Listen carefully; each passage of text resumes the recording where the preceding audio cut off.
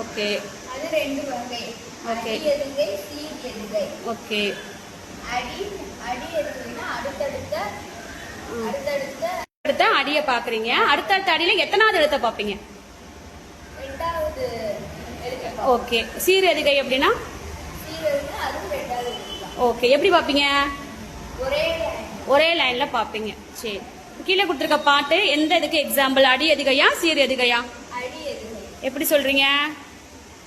கொல்லா, கொள்கை, எல்லாம். ஓகே. அப்ப அதுல சீர் எதுகை இல்லையா? இல்ல. எதை வச்சு சொல்றீங்க? ரீட் பண்ணுங்க. முதல் அடியை ரீட் பண்ணுங்க. கொல்லா, கொள்கை. இல்ல, முதல் அடியை ஃபுல்லா ரீட் பண்ணுங்க.